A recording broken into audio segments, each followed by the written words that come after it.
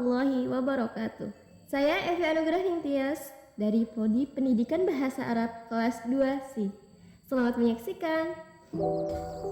Di video ini saya akan menjelaskan tentang evaluasi pembelajaran. Sebelum saya lebih lanjut membahas tentang evaluasi pembelajaran, terlebih dahulu saya akan menjelaskan tentang evaluasi. Evaluasi berkembang menjadi beberapa istilah. Di antaranya saya akan menjelaskan dua istilah. Kita bahas satu persatu.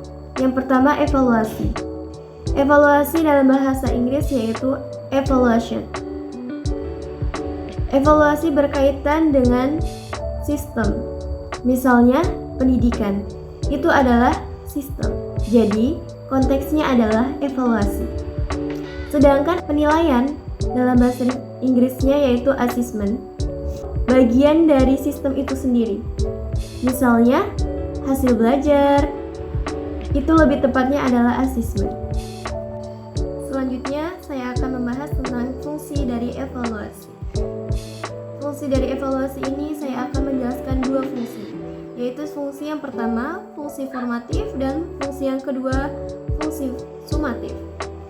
Dalam bukunya Scriven tahun 1967, beliau telah mengemukakan tentang fungsi formatif dan fungsi sumatif. Mari kita bahas satu persatu. Yang pertama, kita bahas tentang fungsi formatif. Apa itu fungsi formatif? Fungsi formatif adalah improvement atau fungsi perbaikan. Sedangkan fungsi yang kedua yaitu fungsi sumatif. Fungsi sumatif itu adalah fungsi untuk penyempurnaan setelah materi atau bahan disampaikan. Teknik dan bentuk evaluasi. Teknik evaluasi dapat kita klasifikasikan menjadi dua kelompok besar. Di antaranya yang pertama yaitu teknik tes dan yang kedua teknik non-tes. Teknik tes. Tes itu sendiri terbagi menjadi 3 bagian, yaitu tulisan, lisan, dan perbuatan. Saya akan menjelaskan satu persatu dari 3 bentuk teknik ini. Yang pertama, teknik bentuk tulisan.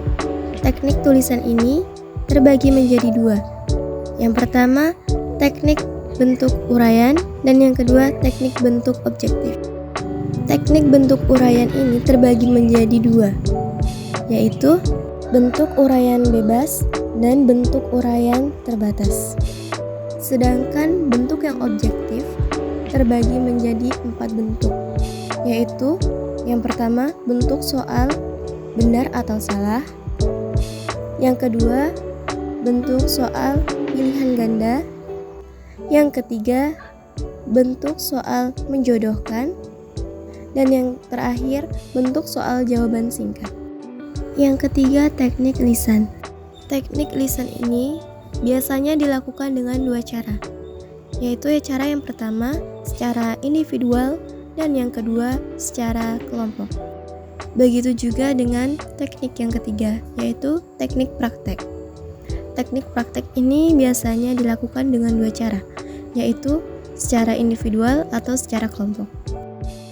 Selanjutnya yaitu prosedur pelaksanaan evaluasi belajar. Yang pertama yaitu perumusan. Dalam perumusan harus ada perencanaan. Kira-kira apa saja isi perencanaannya?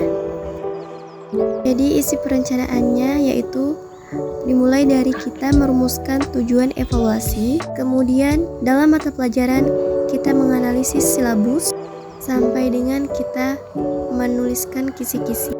Kemudian dilanjutkan dengan menyusun soal, uji coba soal, merevisi soal, dan yang terakhir merakit ulang soal.